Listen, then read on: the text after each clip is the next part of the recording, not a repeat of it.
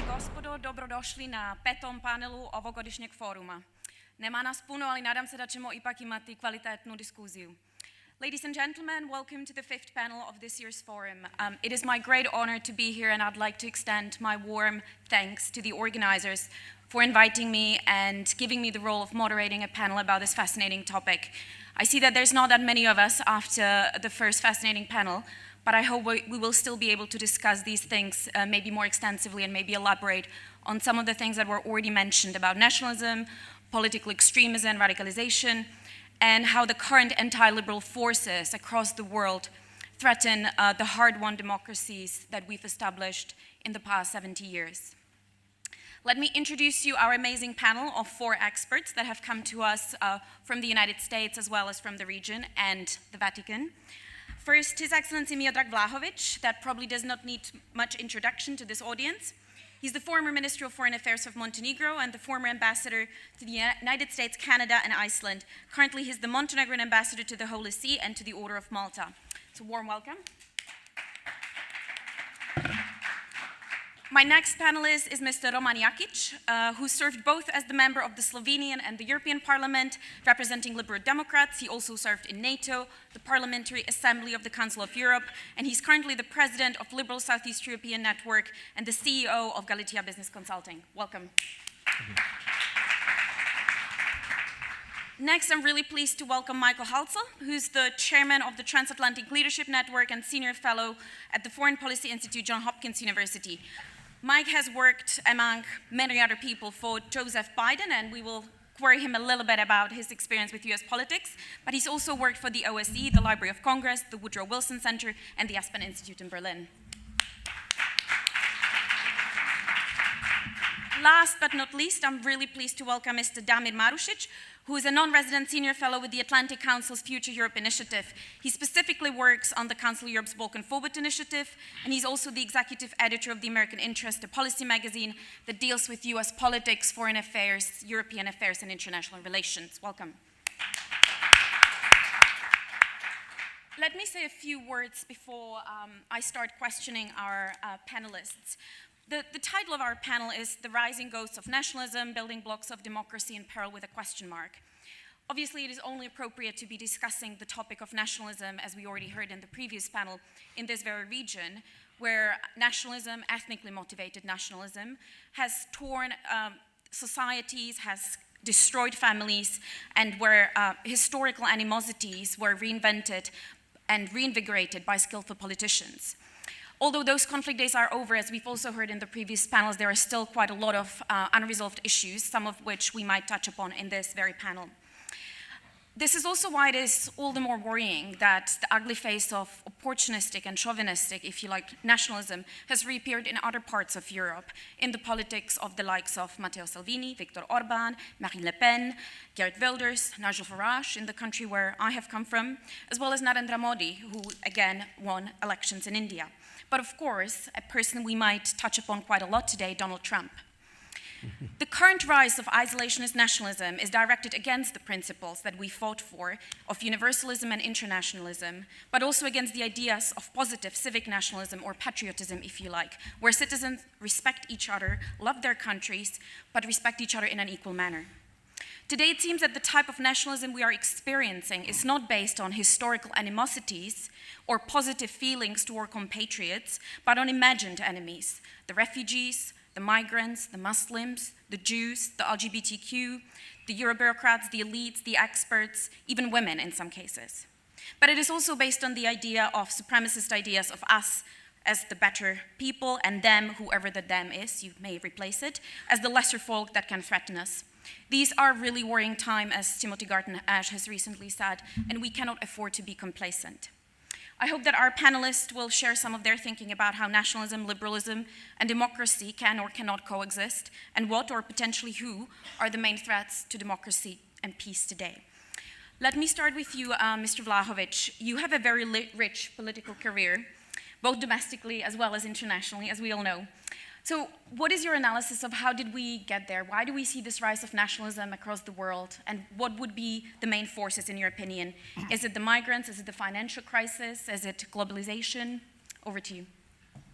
Thank you. So I'll speak in our language, in Montenegrin. Dozvolit ćete mi na početku da se zahvalim što sam pozvan. Kad pišem tekstove i iako ih pišem, ja moram da ih završim onom zagradom da, pošto sam aktivni diplomata, da izneti stavovi i mišljenja ne odražavaju nužno stavove crnogorske vlade. Naravno. To je prvo. Drugo, mislim da, ovo je šala sada, mislim da, ovo sad što slijedi, mislim da ste pogriješili, pošto nas snimaju ova dva profesionalna snimatelja i dobra, što ste uopšte pominjali da nema baš previše publike, jer da to niste rekli, mi možemo da se pretvaramo da je pred nama impozantni skup naših prijatelja i ljudi koji su zainteresovani za ono što ćemo reći. Pa ste nam pokvarili tu mogućnost.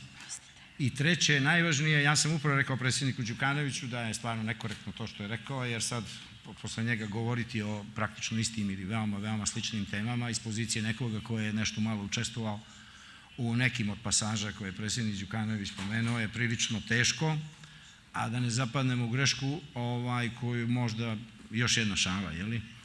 Recimo kao da je Đugašvili umro prošle neđelje i sad smo mi u Crnoj Gori, mi smo sad oslobođeni, komunisti koji su konačno se oslobodili bar te opasnosti i onda da iskažemo naša liberalna i demokratska diferencijaciju i otklon od te stalinističke prakse, kažemo, pošto čujemo što je rekao predsjednik, to jest sekretar, to jest šef partije i tako dalje, onda da budete sigurni kažete da apsolutno sam saglasan sa svim što je rekao drug predsjednik i odlučno se distanciramo svih onih koji bi možda u tom pogledu imali neku sumnju. Hvala. I time ste završili i rekli ste ono što treba da se kaže.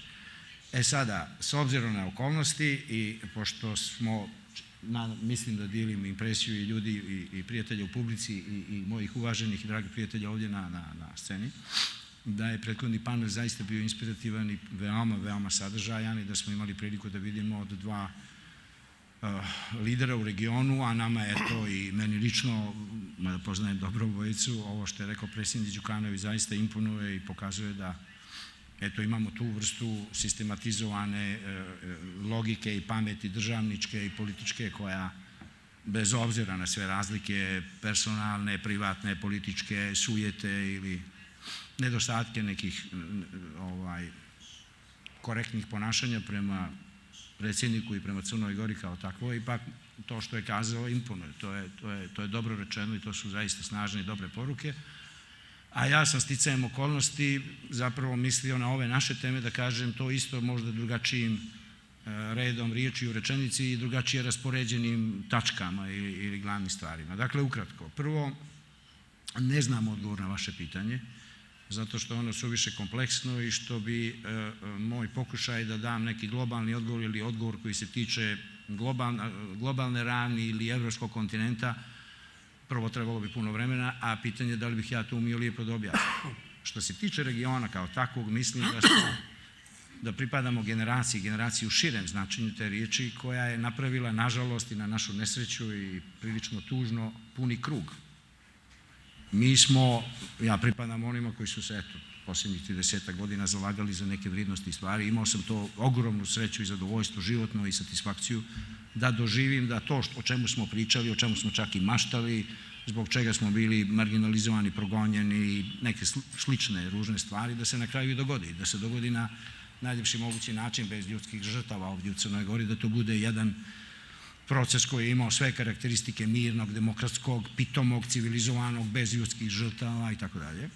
I onda u tim godinama, u tim danima i godinama kada smo obnovili nezavisnost na jedan lijepi način, uz veliku muku, o čemu je također pričao predsjednik Đukanović, da to sve ispregovaramo unutar Crne Gore prema Beogradu i prema relevantnim centrima međunarodne zajednice, živjeli smo, pokazat će se u vrijeme koje živimo sada pokazuje, u jednoj prilično naivnom očekivanju, u jednoj nadi koja zapravo nema osnov da smo te probleme zauvijek ostavili iza nas. Mi dakle danas imamo onu istu destrukciju, intelektualnu, ideološku, političku, pa čak promovisani od nekih vjerskih zajednica koje su veoma aktivne u Crnoj Gori, koja je bila motivacija, povod, pa čak i u nekim slučajevima direktan razlog za ratna dešavanja na prostoru bivše Jugoslavije. Dakle, te ideje nisu umrle, one su još uvijek ovdje i što je još najgore, one su postale, to jest vratile su sebi kapacitet da budu pogonsko gorivo za politike koje danas se suprotstavljaju evropskom i euroatlantskom putu regiona kao cjeline i Crne Gore kao najmanje, ali ipak jedne prilično aktivne članice te regionalne zajednice. Ono što je u svemu tome još problematičnije, to još gore, jeste da te ideje i politički subjekti koji ih promovišu, a koji nažalost imaju, i to je veliko opterećenje i za njih, ali Boga mi i za sve nas i u Crnoj Gori i u regionu, imaju podršku i sa strane od van balkanskih i nebalkanskih faktora, što zapravo promovišu te ideje kao nešto što je novo, kao nešto što je originalno, kao nešto što je vrijedno pažnje i podrške, kao da i oni i mi svi zajedno nemamo to tragično i katastrofalno u nekim situacijama i na nekim novima iskustvo od prije 15, 20, 25 godina. Kao da se dakle ništa nije dogodilo. Kao da te ideje već jednom nisu poražene. Kao da se nije pokazalo da je to jedan, da ne koristim narodne riječi, dakle nacionalizam koji ne miriše dobro nego loše, dakle da to nije jedna destrukcija, da to nije jedna ksenofobija pretvorena u politički stav, da to nije dakle jedan svjetonazor koji se na kraju opredmećuje u izvinjavam se na izrazu, klanju ljudi po kućama i pravljenju genocida koje evo poslije generacije i po školske, posle 15 ili 20 godina ozbiljni ljudi ili ljudi koji pretenduju da se bave ozbiljnom politikom u nekima od naših zemalja kažu da se nisu ni dogodili ili da se nisu baš tako dogodili, da se nisu dogodili zbog tih i tih razloga i da možda zapravo tu i nema neke velike i prevelike krivice. Zbog toga mi na političkoj sceni i u regionu, a nažalost i u našoj Crnoj Gori imamo ljude koji recimo sa velikim jedom, nezadovoljstvom i sa izrazima gorčine, srdžbe i ljutnje proprate recimo osudu i presudu ratnog zločincu Radovanu Karadžiću. Imamo političke i vjerske lidere koji danas nisu spremni da kažu da je taj čovjek i njegovi saborci da su radili neke ružne stvari. I na osnovu tog svjetonazora i takvog nastupa promovišu politike koje treba da budu oponenti nekim vladajućim strukturama u regionu, uključujući u ovu koja je vladajuća u Crnoj Gori. Sa idejom da zapravo sve te stvari o kojima se tu priča i koje se dogodile i nisu toliko bitne, nego da su bitne neke druge stvari.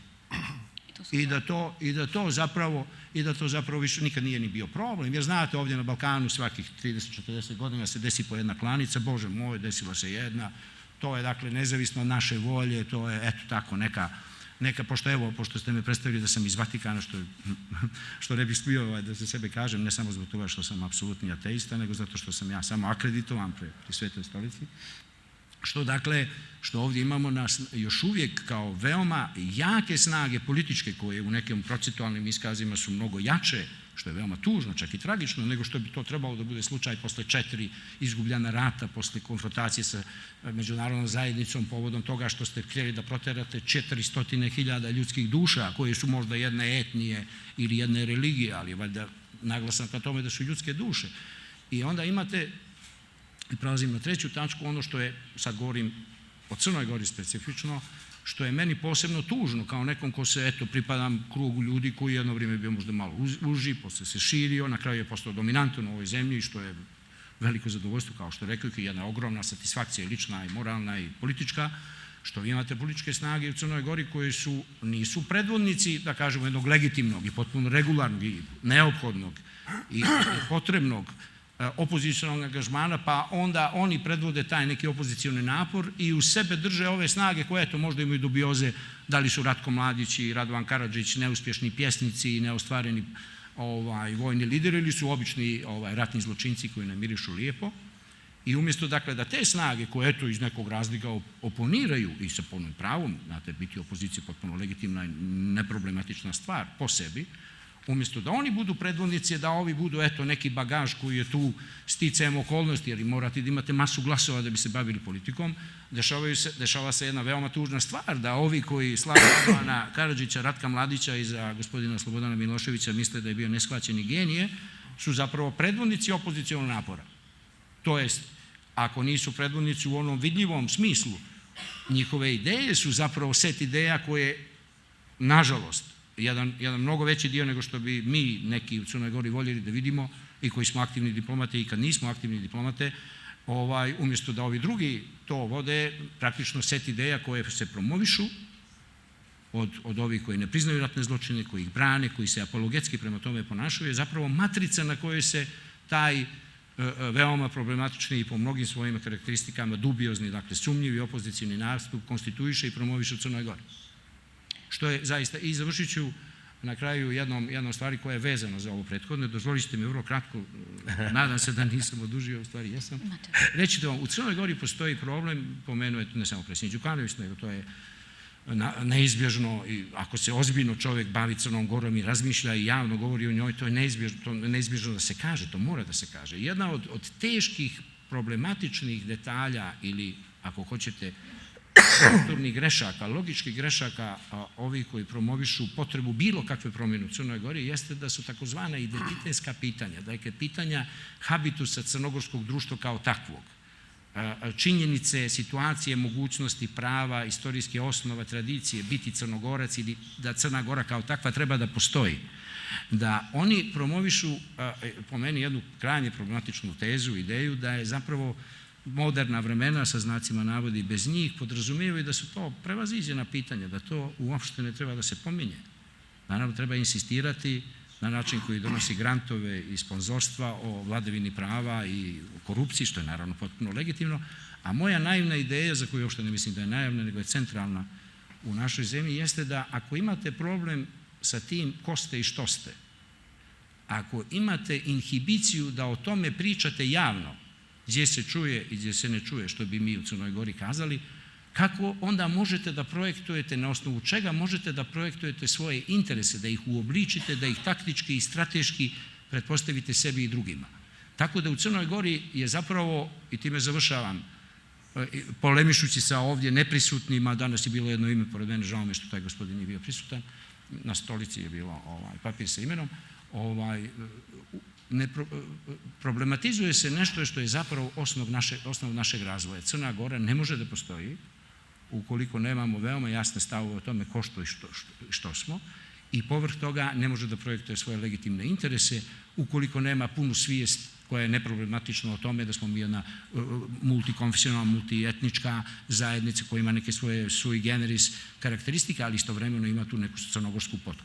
I meni je drago, i time zaista završavam, što je u posljednjih od 96. 97. godine na ovamo uz velike probleme, uz greške, uz imperfekcije našeg društva koje je daleko od toga da bude savršeno, ipak u Crnoj Gori postoji jedna matrica koja je održana da se prepoznaje crnogorski interes, da se on promoviše, uobličava i da ima uspjeh i na unutrašnjem i na regionalnom i međunarodnom planu, što uostalom između ostalog pokazuju, ako ne druge stvari, onda rezultati i način na koji smo odradili i uradili naše referendum i činjenica da smo ušli u Sjevernoatlantski savez. Hvala. Thank you. You've given me a very diplomatic answer, but let's maybe talk about national identities in a little bit. I want to turn to you, Roman, and my question in the beginning was about the causes of the current nationalist wave, and the European Union is slightly at the center of it, because within the European Union we see quite a lot of countries where right-wing parties and parties that are very self-centric in terms of national interest are promoting and are being promoted within their countries, and some of them have made significant gains in the recent elections in the UK, in France, in Italy. And you, as someone who has worked extensively across Europe, representing the liberal democratic fraction, what do you think has been the role of the European Union as a supranational institution that has existed for 60 years? Has it been a positive force until now? Or actually, could we also say that this nationalist wave is in a way a reaction to the supranational United States of Europe, as some people incorrectly like to call the European Union?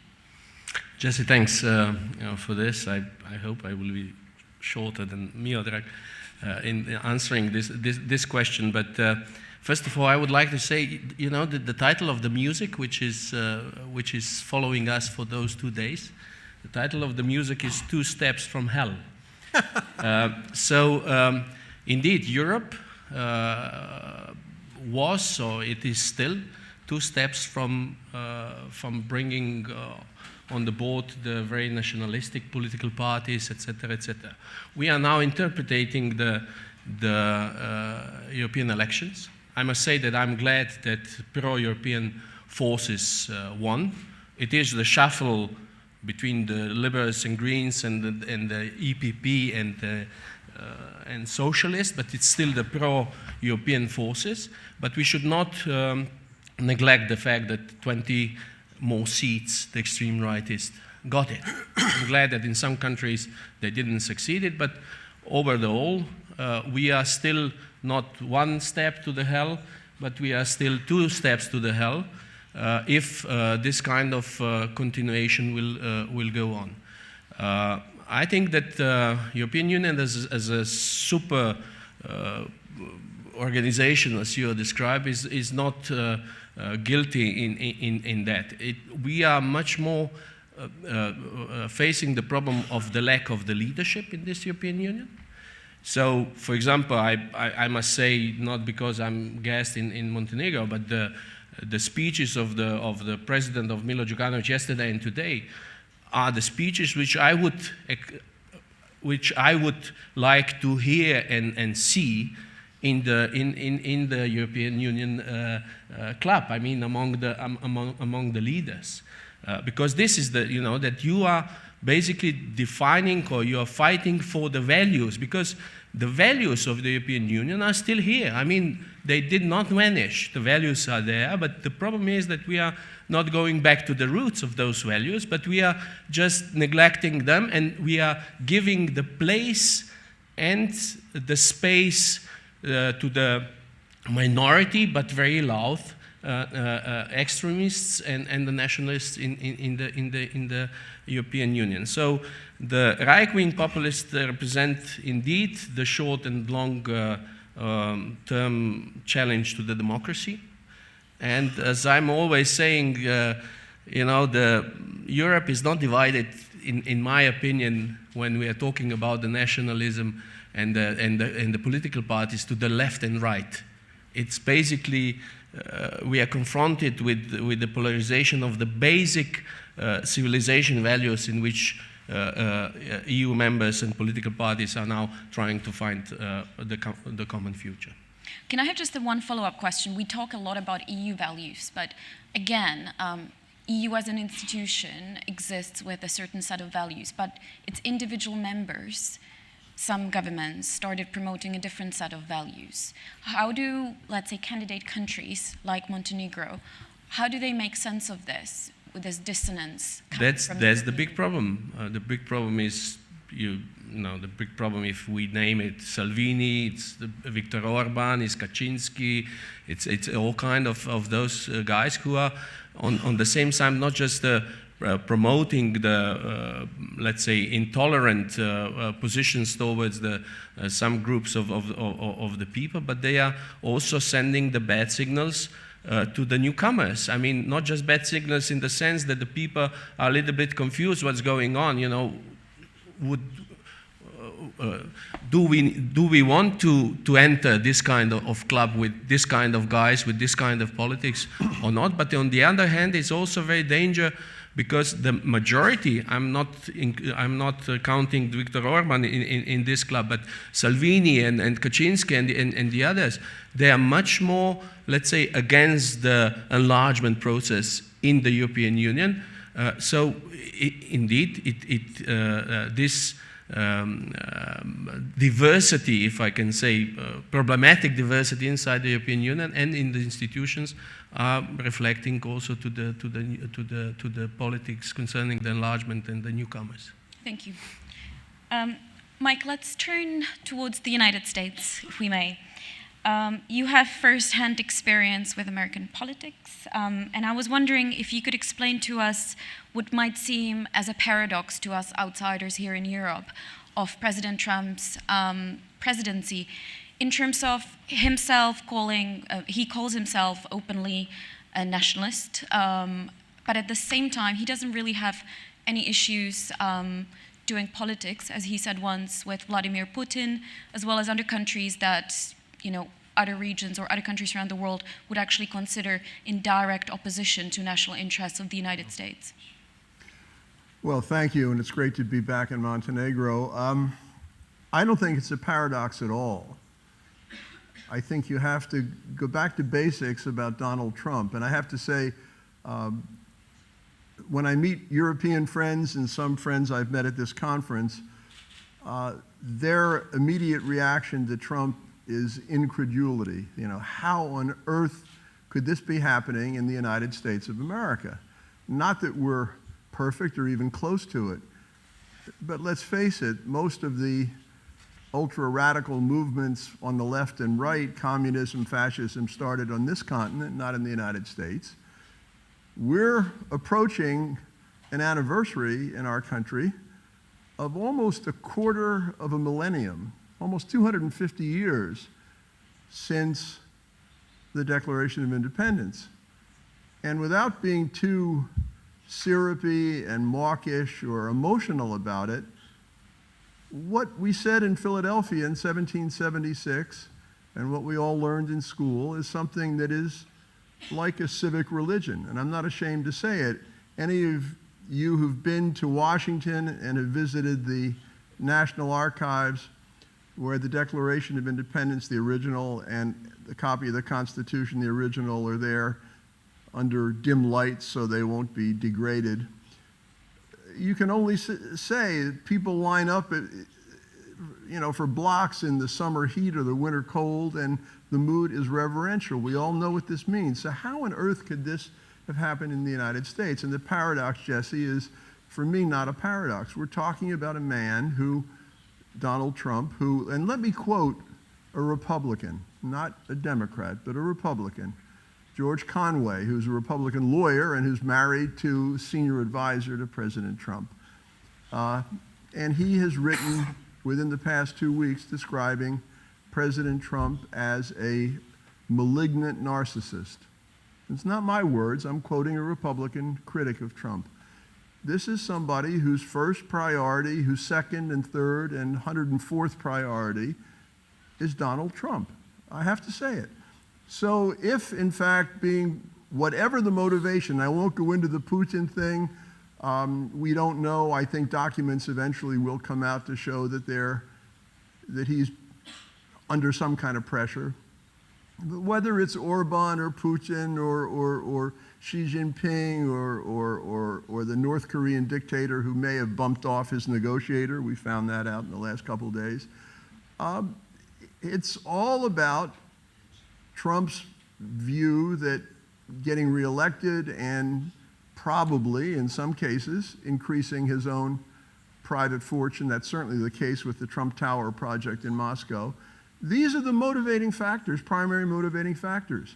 I'm not saying he's going to do something on purpose against the United States of America. I'm not saying that at all. I'm just talking about priorities. And I don't see that it's a paradox. The thing that I find most troubling is, again, I know everybody in this audience is sophisticated and international, and most of you probably have been to the United States, so bear with me if I'm saying things that you know already. But the single most important fact about the United States, I believe, is the number 330 million. And that's how big we are. It's a big country, big post-industrial country. And with the exception of about 2.75 million Native Americans, we used to call Indians, all of us are descendants of people who went to the United States for whatever reason, persecution or to get a better life in general, whatever the reason. We come from all parts of the world, every race, every religion, you name it, we have it. I found out the other day that the dry cleaners in my area where I take my suits and shirts to be done are Mongolian Americans. I didn't even know we had Mongolian Americans. We do, we have everything. What binds us together? We don't have Gothic cathedrals or ancient fortresses on the hills that we pass every day going to work. What binds us together as Americans are the institutions that we've created that all started with we the people in 1787, our Constitution, and what we've built since then. Once you start to undermine those institutions, then you are on a path to undermining the very fabric of the country. And I think we see this happening. Trump, I'm not going to speculate about motives. I'll be happy to later. But the fact is he's undermining trust in the Department of Justice, in the FBI, in the intelligence community, in non-governmental organs that are critical to democracy, especially the media. He calls the media enemies of the people. If any of you have studied Stalinism, the phrase is familiar to you. He's scapegoated.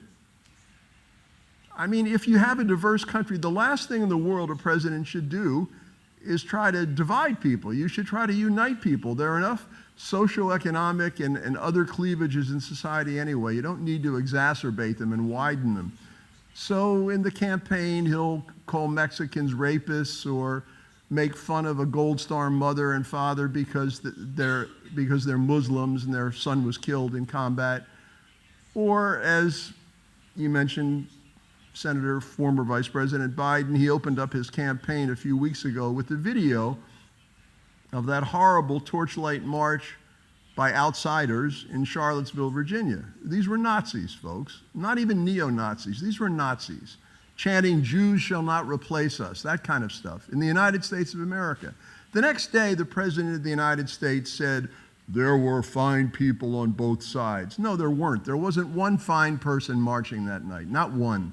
This is the kind, I could go on and on and on. What is to me the most dismaying thing, even more than Donald Trump, I mean, it's still, I am incredulous that we can have somebody like that at the helm, but that 35, 40, you name the percent of people seem to have bought into this is the most appalling of all. And every day of the week, people are trying to analyze in the United States how this could be. How can people be so alienated? How can people 2 years and 4 months later who voted for him not realize, at least people in the so-called white working class, that he basically has sold them down the river too? Very tough to have buyer's remorse about something as important as voting for president. You know, you buy a TV that doesn't work, you're upset about it. You buy a car even, you're upset about it, and you say so. You vote for president, that's a commitment, a real psychological commitment, and a lot of people are still supporting him. I think we're in real danger in the United States. We have separation of powers.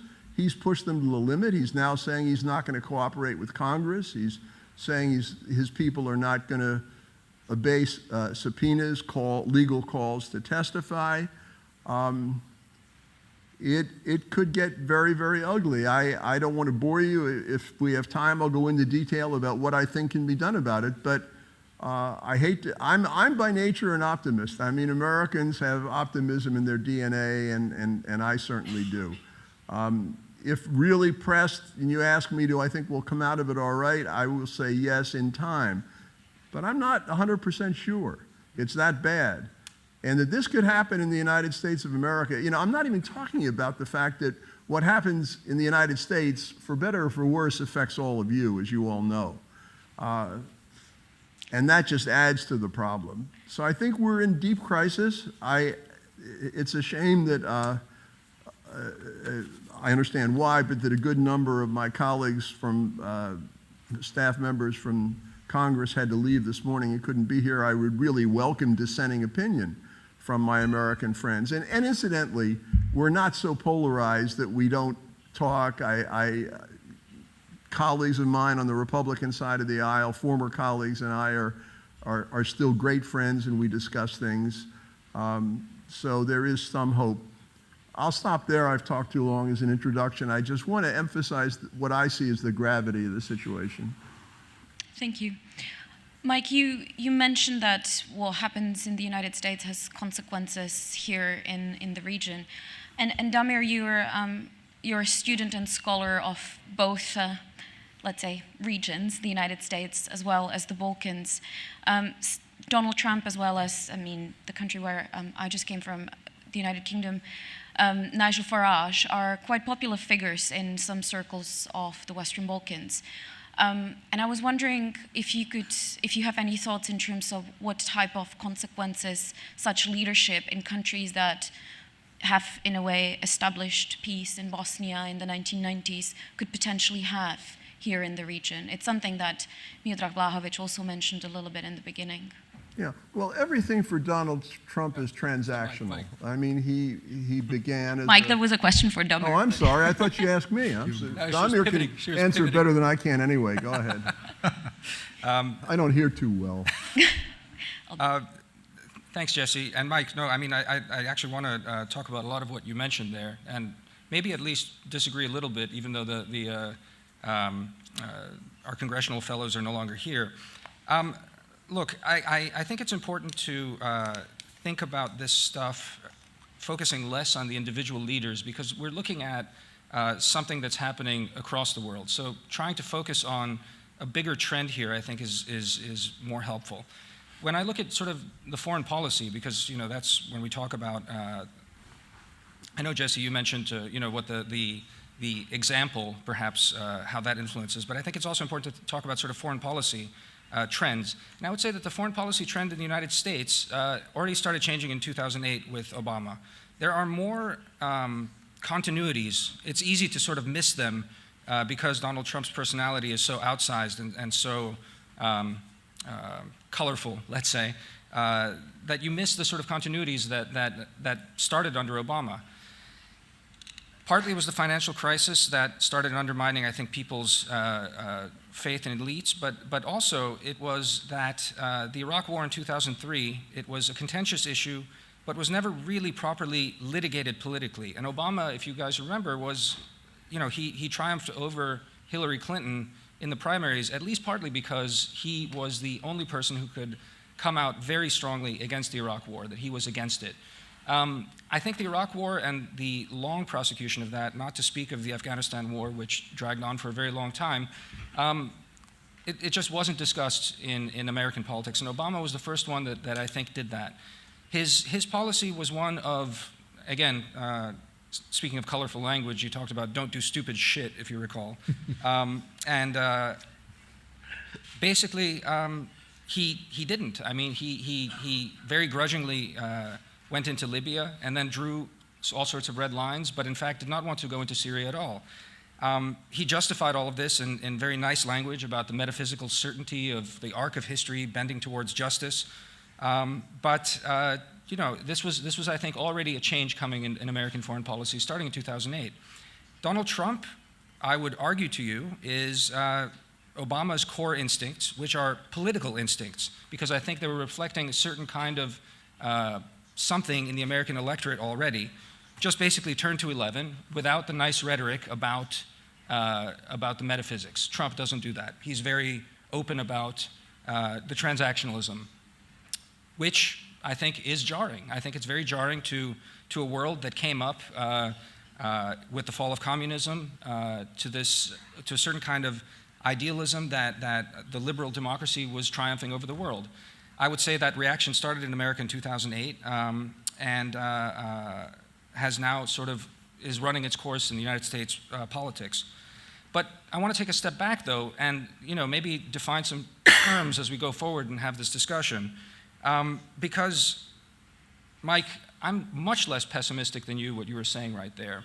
And it's because, if there is nationalism, American nationalism, and it's Trump, it's still fundamentally different from the kind of nationalism that spawned the kind of things. Because the actual American national ideal is tied to this liberal idea, is tied to the Declaration, as you said. And I think that you have these sorts of pivots, but fundamentally America can't do a nationalist policy. Trump can undermine institutions. I think that's an important thing, and I think a lot of the populist challengers instrumentally across Central and Eastern Europe,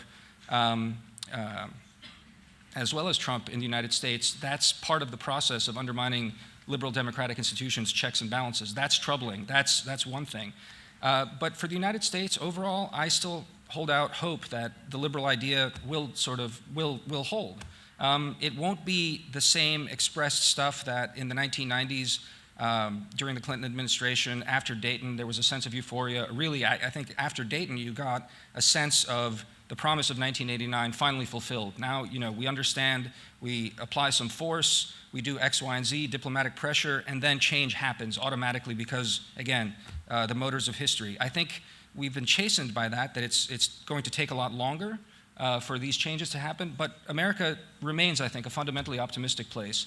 And so after the changes of these last 12, well, it will be 12 at the end of Trump's term, hopefully not a full 16 years, I think we'll be in a different world, but America will still be fundamentally a liberal nation, properly understood. I mean, you're painting a positive picture that I think a lot of people would disagree with. Miodrag wanted to jump in, and then I'll give the floor to you, Mike. Very briefly, since I have exaggerated, obviously, to the extent that my dear liberal democratic friend Roman Jakic has actually reminded me of that, which is his specialty. Good. We are very good friends. 2 points. Historically, the new rise of nationalism in the Balkans is related to Bosnia issue. Long story short, back in 1995 and on, a Dayton Treaty was a good tool to stop the war in Bosnia, and it was envisaged, if I'm not mistaken, as a temporary solution with a quite awkward internal administrative, political, and other techniques and solutions, which were actually, in all these years, have been promoting segregation within the country in which kids are not going together to school. If you have such a situation in a neighboring country and you find it normal or acceptable, it's quite difficult to promote the idea that across the border, some 15 miles, a straight line, that particular segregation is not to be permitted, because people learn that it is actually possible, and it is even plausible, and it is even acceptable for a number of, and that is the second part I wanted to say, in modern days, in this recent period, in the last couple of years, we have quite a negative phenomenon, very depressing one, and very depressive in its essence, that the nationalists in the Balkans can now actually quote their friends in the West, can actually nominate important people in the West, which in an indirect or even direct way support their ideas. There was a kind of very interesting poster just after, during and after a US presidential campaign nearby Podgorica, and a huge kind of panel where Mr. Putin and Mr. Trump were together. Of course, promoted by the right wing and, in our local political slang, Serbian nationalistic party or group of parties or people. And that is the awkwardness of the present situation in the Balkans, that our nationalists, with the renewed energy, with the same old ideas, which, let me be, pardon my French, which stink very much indeed. Stink with the primary graveyards, with the secondary graveyards, with the tertiary graveyards, with genocide number 1, number 2, number 3, and so on. I actually now have their partners, their buddies, in a number of important places, both in America and Europe. And that is really dangerous. So although Damir is saying that rhetorics does not matter, you're saying that actually we can see all these examples that are then being emulated, and there's an extra support for some of this thinking. But Mike, you wanted to respond to Damir directly. Yeah, sure. Okay, we don't agree on a lot of things, and let me just answer what you said. Of course, there's going to be some continuity. I mean, there's certain things are very difficult to change, but to characterize Trump's foreign policy as a continuation of Obama, I just don't see it. Let me remind you of a few things. NATO, we're obviously in a country, member of NATO, the whole conference is organized around this. Of course, publicly, people are going to scratch each other's back. But I can tell you, and I have been told by at least one person here at the conference who understands NATO quite well, that Trump's refusal, as Steve Erlanger said in the very first day here, refusal to confirm that the United States would abide by Article 5 of the North Atlantic Treaty, and then his behavior at the Brussels summit, has occasioned a lot of questioning about the United States, the confidence that the United States, the leader of the alliance, would come to the aid of, I mean, just the fundamentals of it. The Paris Climate Accord. Good heavens, does one need can one imagine a bigger break than that? Now, thank heavens, and here the American optimism and American institutions come into play. Thank heavens that federalism in the United States is alive and well. Ironically, the Republicans are usually more associated with federalism, with states' rights, than the Democrats. In this case, the democratic states that are governed by Democrats in the United States and represent more than half of the population of the United States have banded together in climate compacts, to some extent also with a few Canadian and even Mexican provinces, and have pledged to abide by the Paris Accord. So it's not all bad, but certainly Trump's policy is completely different. Trans-Pacific Partnership, we pulled out on day 2 or 3, and Trump's whole policy is against free trade. I mean, what could be a bigger contrast than that? Then the Iran nuclear deal. I mean, ironically, here there may be some continuity, but not for the reason that one would think. The so-called JCPOA, which Trump pulled out of, as you know, and the Europeans have decided to keep, the Iranians to some extent. Ironically now, Trump wants to go back. He's contradicted some of his own people and said, we're not for regime change, we're actually for this and that. And he basically said, what we want to do is to contain Iran in the same way the JCPOA did, except that there wouldn't be time limits. JCPOA was 10 years, and after that there would still be some controls. In the meantime, we're perilously close to an accidental war in the Persian Gulf. And then finally, the relationship with Russia. And again, thank God for Congress, because they have put the brakes on it, and also with regard to NATO. That's one of the few areas where there's bipartisanship still in Congress, very pro-NATO, very pro-accession of Montenegro to NATO. In fact, Trump's inclination was to, if not veto it, to at least slow walk it, and he was told this is not going to work. 98 of the 100 senators are for it, and so he basically signed after delaying for about 4 days. But the fact is, his behavior vis-a-vis Russia is about the biggest break that one can imagine in American policy. He obviously greatly admires Vladimir Putin. His performance at Helsinki was, I think, the most shameful of any American politician I've ever seen.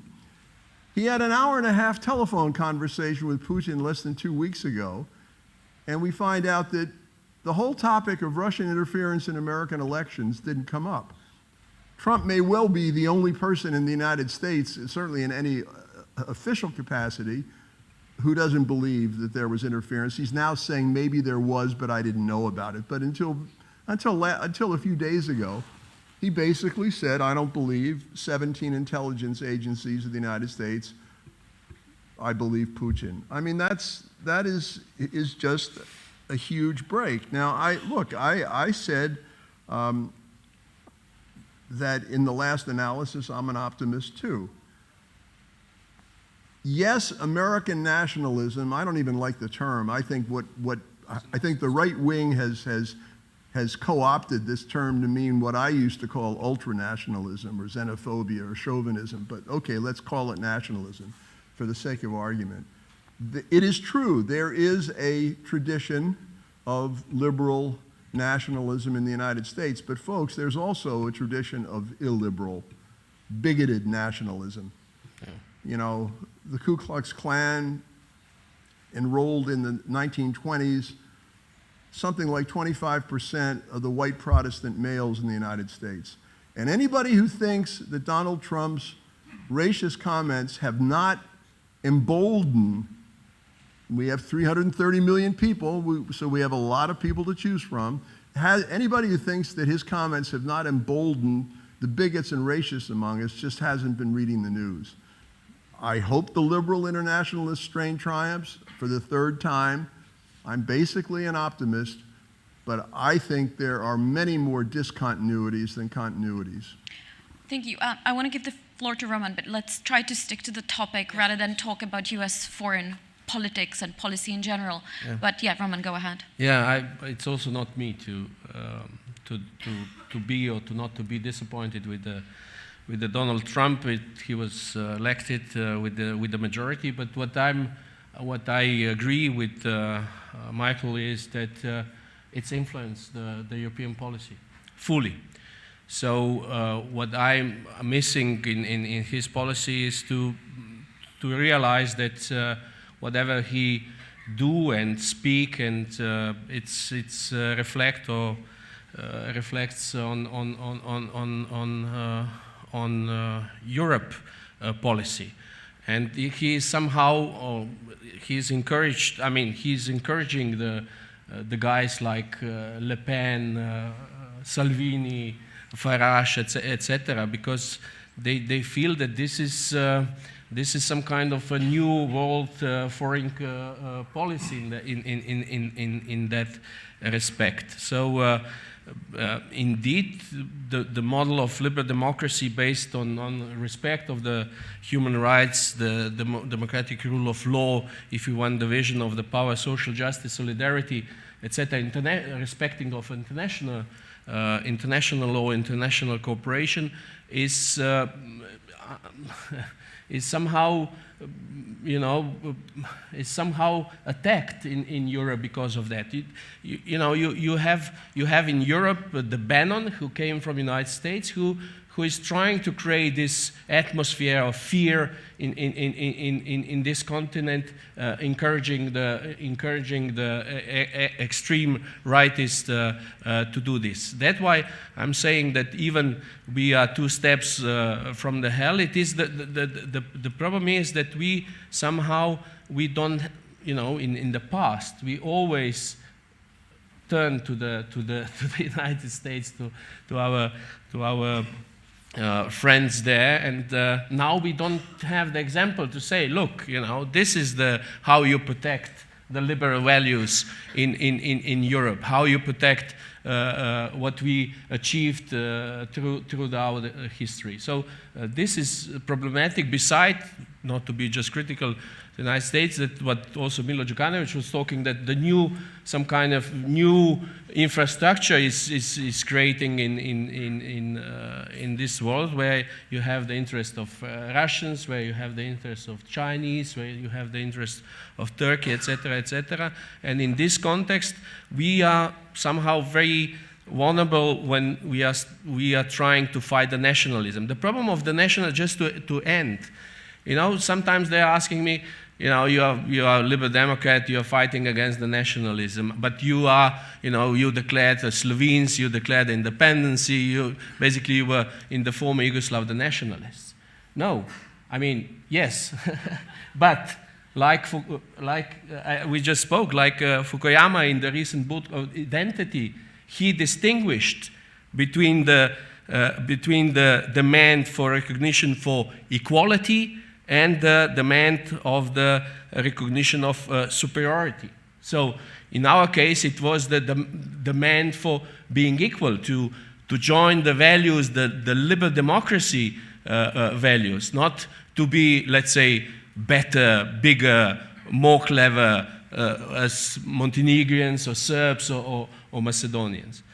So to go back, I think we should be careful. Also, I should advise my friends in the United States that indeed it is big effect what's going on with the Trump. Even we are very glad that we have the First Lady there, but that's another story. I know you want to jump in, but you said something that really, maybe I misunderstood, but you basically said that, the language of Trump, we shouldn't really look into. Okay. I want to specifically... That would be great, because we really need clarification, because as you know, in this region, language actually matters. Look, if that's how it came off, I didn't mean to say that rhetoric doesn't matter. That's not at all what I'm saying. I don't want to litigate America. I think that's not helpful, though. I do want to stress, though, Mike, again, if our congressional fellows were here, the lesson of, I think, the disgraceful way that America dragged its feet over Montenegro's NATO accession is actually being very much now the process is much different in the United States this time. They're really pushing it through Congress. We're hoping that by midsummer, by the end of summer, North Macedonia will pass through. So that's changed. The other little things. Well, we don't have to litigate the sort of politics of America. That's not the point of this panel. But Roman, the interesting thing about this, and I think this is what I was trying to get at, to react to what you're saying, Europe was having trouble before Donald Trump. Well, a lot of these forces were there before. And, we should talk about migration, and the influences of this. I think in 2015, when Orban's sails, I think, were actually reasonably empty until the decision on migrants, and that actually vaulted him into the position he is right now. This is well before Trump. So this is a phenomenon. What I was trying to make the case is that we shouldn't focus on the individuals because something bigger is going on here, something that spans the Western world today. And if we just focus on Trump and we point to Trump as the cause of these things and say he's empowering all the bad things in Europe, that's externalizing the problem. No, No, you didn't, I know, but I think there's a tendency, and I understand this, again, I wasn't saying that the United States doesn't have an outsized role for leadership and for the rhetoricals, the rhetoric matters. But it is very important that if we just focus on the rhetoric and say America has lost his way because it's elected this man, and this man is toxic and he's destroying everything, we don't look inside our own societies and the broader regions, the problems, because the problems are causing this larger phenomenon, I would argue, rather than personalities. That's all I was trying to say. I think we all agree, could agree with that. As you recognized, the United States has always been seen as this beacon of democracy, and especially regions here, having seen what happened in the 1990s and the role of the United States. Obviously, people here are looking up to the United States, and the role model right now is not necessarily there. So that I think that. Yes, right, but America's still a democracy, and it's fascinating to see, again, pay attention to the democratic processes within America right now, how it's being litigated between the branches, and, Sure. That's all. That's the thing to point out, I would say. Miodrag wanted to, and then. Yeah, very briefly, I think that 3 points very briefly. The first one, I'm glad that I'm an active diplomat, so I'm deprived of necessity to talk about President Trump, although when he has actually made that famous or infamous, however you want to put it, statement about Montenegrins that we are quote-unquote strong and aggressive, I have written an op-ed with this bracket beneath with the title Weak and Permissive, and it was not about him, of course. Second point, which I believe is actually the crucial one in all these talks, including the previous panel with two presidents. The main issue is not what we should do with nationalism, this aggressive, anti-xenophobic kind of nationalism, anti-patriotic in its essence, something which is opposed to patriotism in its best possible contents, is actually whether Montenegro, from our modest point of view, which is the biggest and the most important country in this world, of course, for us, and the region as a whole will eventually enter EU. I believe it's a legitimate question. And I don't think that asking such a question is an inherently anti-European position. Because yesterday evening I cannot nomina sunt odiosa. I should not say the name of my dear friend, the diplomat here, who actually informed me that despite the overall, I would say, delight with yesterday's presentation of President Djukanovic, there were some European colleagues which were not satisfied that this kind of brutal criticism was actually presented from such a high or the top address in this country. Because I believe asking questions is also European. And it's a very legitimate question in Europe, in the Balkans, in this very moment, to ask what are the countries which would vote in this very moment in their own procedures, which are, of course, regulated by their laws and constitutions, Montenegro or any other country, for that matter, from the region to enter EU. There are few of them, maybe. Some Baltic friends, maybe. The others, no. So, as it was the case back, and I recall my dear friend Darko Šuković, our most famous journalist, if I may, or one of the most famous, he also recalls that back in mid-90s last century, when idea of Montenegro being independent and democratic was very, very distant away, beyond the horizon, there were some of us who were asking a heretic question at the time, which was a very dangerous heresy, inverted commas, for a number of people who were in favor of independence. What if we don't become independent? What shall be our program? What is our perspective? What should be our strategy? What should be our raison d'etre if we are not independent here in Montenegro? That was a legitimate question, which was not a sign that some of us have actually lost the confidence in ourselves, in the history of Montenegro, in tradition, in bravery and everything, which actually goes with the name Montenegro. No, it was a legitimate question, a reasonable political one, what we should do if there will not be the positive outcome of the whole process. Now I think that the whole region, and it is perfectly European and perfectly legitimate and perfectly reasonable to ask the question what we shall do if we are not going to be a part of the EU in foreseeable future. And that is the question which is actually being avoided in formal, public, less public talks with a number of European friends who, unfortunately, and that is my modest experience, not only in Rome but elsewhere, actually they are kind of dubious if you even ask a part of that question.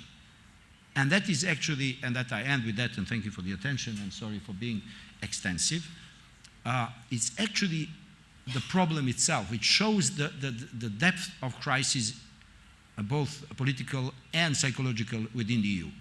If you even cannot ask such a hypothetical question, what we should do about ourselves and with ourselves if EU is not the solution for us, which, of course, among other things, goes towards you propose then Russia, or you think that your Chinese comrades should help you, or you go back to Ottoman Empire, modern Turkey solution, which is not the case. It's just a question, what will happen with us if, in foreseeable future, the European Union itself, individual countries, or them taken all together, shall not be ready to accept us. And that is the question of this moment in Brussels, in European metropoles, but also in all the relevant places in Western Balkans. Thank you. I want to also turn to the audience in case there are any questions. Oops, pardon. I don't see any hands. Do you see any hands? I don't see any hands. So, Mike, I was hoping, because I want to steer us away a little bit from US politics, if I may, but you're free to speak, obviously, about, to follow up on... I wanted to give about 60 seconds on philosophy of history, and that obviously the motive forces of human action can be described, if you take a Marxist view, that it's all about economics with a social tie in there, and the role of the individual is minimal. You can take it to the other extreme and say the role of the individual in history is everything. Not surprisingly, I take a middle ground on this one. I think there's no doubt that without the problems, and you mentioned some of them, the decision in September 2015 to allow all the immigrants gave oxygen to Orban and other demagogues in this continent, the arrogance ascribed to EU bureaucrats has been something that has irritated people in the EU for years. The supposed arrogance of the coastal elites in the United States contributed to alienation.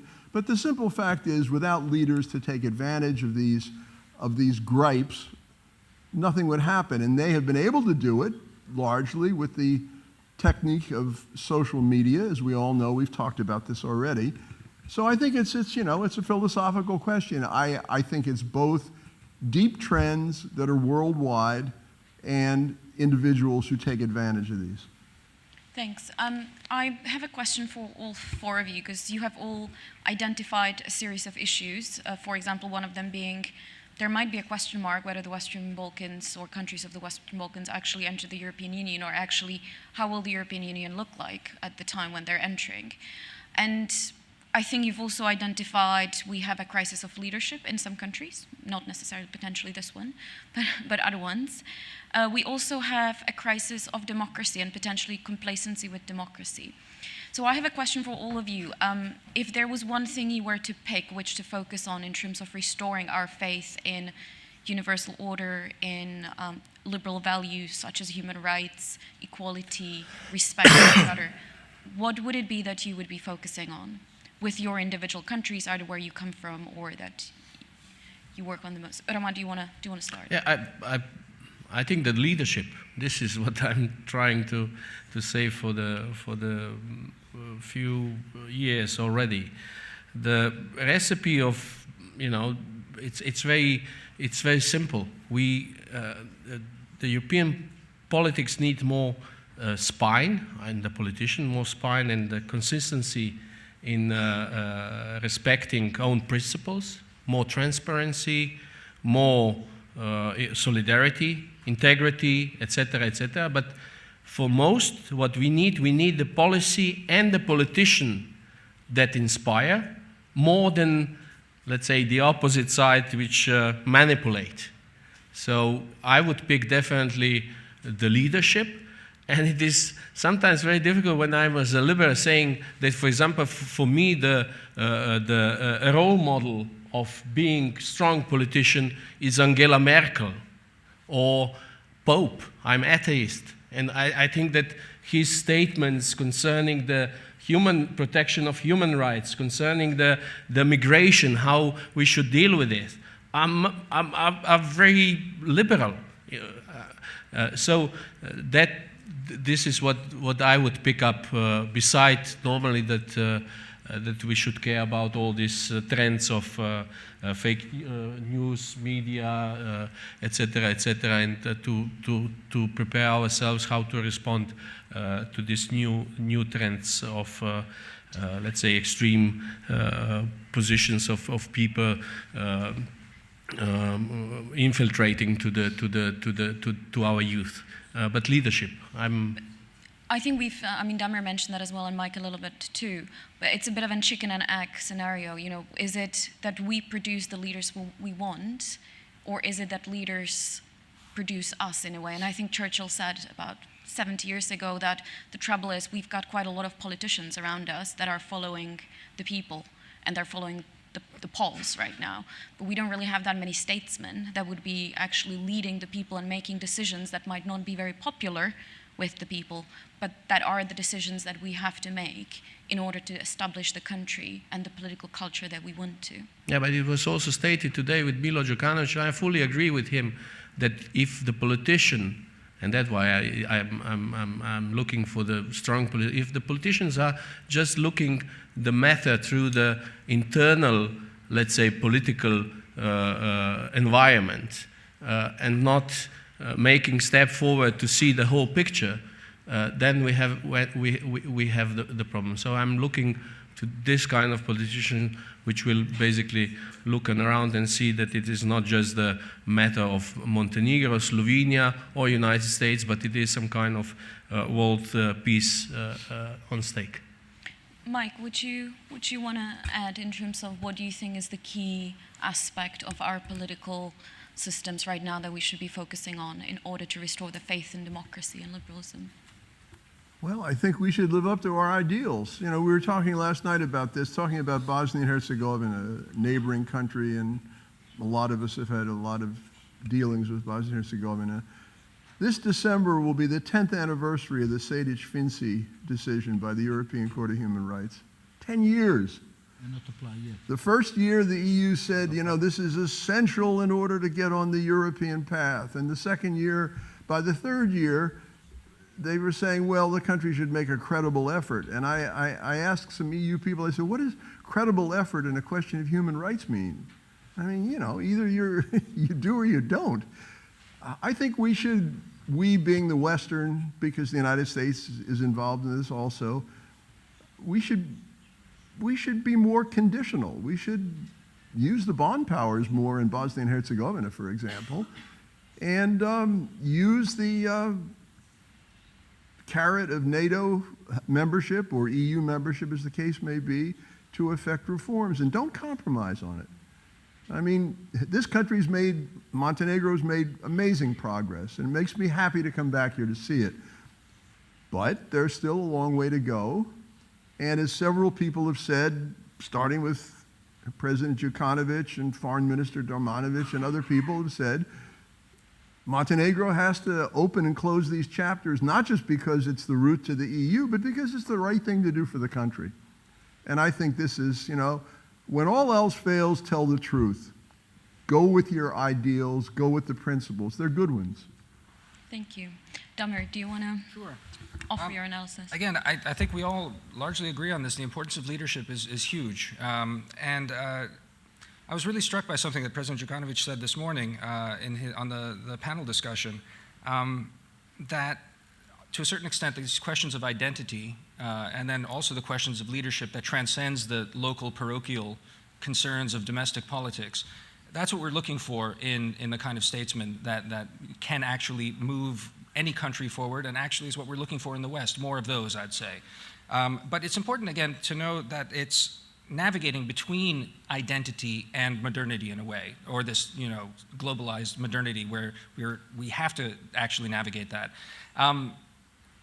We don't need just, and I'm not sure anyone explicitly said it, but I've heard it said, and I could maybe sense it on the panel, this idea that we just need someone who only talks about liberal values without acknowledging the importance of identity. Because I would say that part of this backlash that we're seeing across the West was this kind of secular religion of liberalism that everyone thought was going to triumph, and that nationalism really was something, or never mind nationalism because it is a dirty word, but national feeling and then the idea, the national community, if you will, is something that was going to be transcended naturally by the forces of history.